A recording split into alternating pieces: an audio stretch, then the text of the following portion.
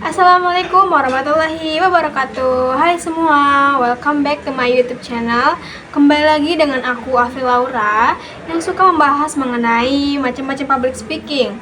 Nah, teman-teman, pada minggu kemarin kita sudah membahas banyak hal mengenai public speaking.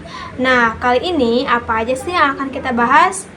Nah, pada kali ini kita akan membahas mengenai macam-macam ice breaking.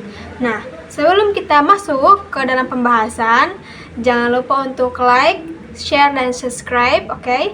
Nah, tanpa basa-basi langsung aja kita bahas. Check it out. Nah, teman-teman, apa sih ice breaking itu? Nah, jadi ice breaking itu ialah suatu kegiatan yang bisa memecahkan kebosanan atau keheningan gitu ya. Kalau misalnya acara sudah mulai bosan, nah di situ ice breaking bisa digunakan. Serta ice breaking ini bisa membangun suasana yang menyenangkan dan kembali menjadi kondusif. Nah, itu tadi gunanya ice breaking ini adalah membantu agar tidak terjadinya kebosanan di dalam acara dan untuk membangun kesenangan kembali atau agar terhibur para audiensnya. Nah, kemudian teman-teman, tujuan dari ice breaking itu apa sih? Menurut NIDA 2011 ada banyak macam-macam tujuan ice breaking. Nah, yang pertama, tujuannya ialah untuk memecahkan atau mencairkan suasana yang kaku, yang misalnya suasana yang canggung gitu kan. Mencairkan seperti es agar menjadi lebih nyaman dan santai dan lebih mengalir di acara tersebut. Kemudian tujuan lainnya itu adalah untuk menciptakan kondisi yang sejajar atau yang setara sesama peserta dan materinya sesama peserta gitulah, atau sesama peserta pelatihan. Nah, kemudian tujuan yang lain itu ada menghilangkan gap atau kesenjangan. Nah, tujuan dari ice breaking itu bisa jadi untuk menghilangkan gap atau kesenjangan. Nah, batas antara peserta. Jadi gap itu kayak batas antara peserta gitu loh. Itu tuh bisa dihilangin dengan ice breaking. Nah, biar nggak terjadi perbedaan. Nah, sehingga muncul persamaan dan kesempatan untuk maju. Nah, tadi kita sudah membahas mengenai tujuan-tujuan ice breaking. Nah, kemudian yang akan kita bahas selanjutnya ialah mengenai manfaat dari ice breaking. Nah, tentunya ada sangat banyak sekali manfaat ice breaking, teman-teman.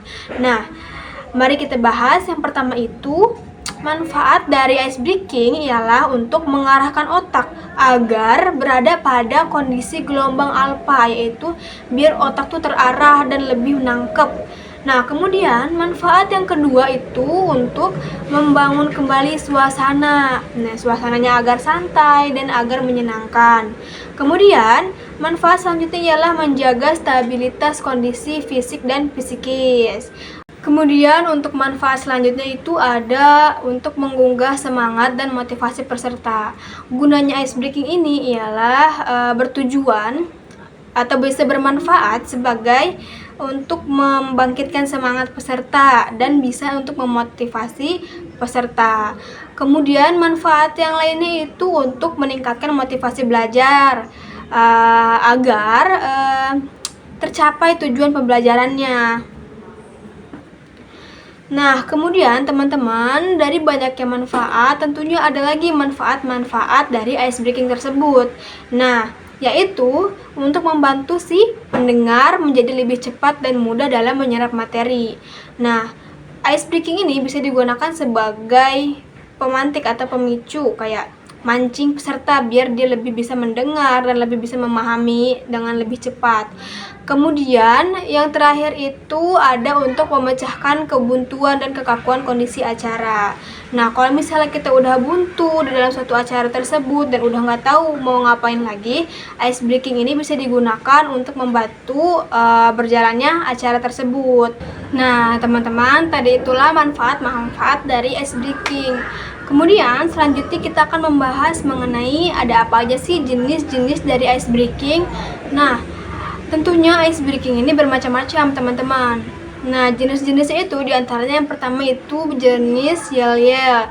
Ice breaking yang menyuruh pesertanya membuat yel-yel tentang semangat, tentang motivasi, tentang banyaklah pokoknya ya, bermacam-macam yel-yel. Kemudian ada jenis tepuk tangan. Contoh dari jenis tepuk tangan itu seperti misalnya si pemimpin acara atau si MC ini bilang kayak gini, tepuk 1, tepuk 2. Nah, nanti si pesertanya, si audiensnya itu mengikuti si pemimpin acara tersebut. Nah, kemudian jenis-jenis selanjutnya itu ada jenis menyanyi. Kemudian selanjutnya itu ada jenis gerak anggota badan. Contoh dari ice breaking yang jenis gerak anggota badan itu kayak misalnya si MC bilang, kalau misalnya saya pegang mulut, kalian jangan ikutin gitu. Misalnya nanti si pesertanya itu mengikuti arahan dari si MC tersebut. Nah, kemudian yang terakhir itu ada jenis gerak dan lagu. Kemudian teman-teman, selanjutnya itu ada kelebihan dan kekurangan dari ice breaking. Nah, ice breaking ini kelebihannya itu membuat waktu panjang terasa cepat. Dan kedua, bisa membawa dampak menyenangkan dan dampak sebagai pembelajaran menyenangkan dalam pembelajaran tersebut. Kemudian yang ketiga itu bisa membuat suasana kompak atau menyatu. Kemudian kekurangan apa sih yang ada di ice breaking ini? Yang pertama itu cenderung rame di dalam ruangan. Kemudian yang kedua itu ada ice breaking berlebih dapat mengaburkan tujuan pembelajaran. Nah, kemudian yang terakhir, kekurangan dari ice breaking ini ialah bisa membingungkan dan mempengaruhi fokus pendengar. Nah, itulah kekurangan dan kelebihan dari ice breaking. Nah, teman-teman, itulah pembahasan kita mengenai jenis-jenis atau macam-macam ice breaking.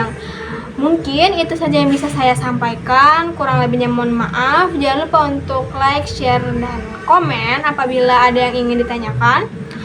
Dan saya akhiri, wassalamualaikum warahmatullahi wabarakatuh. Dadah.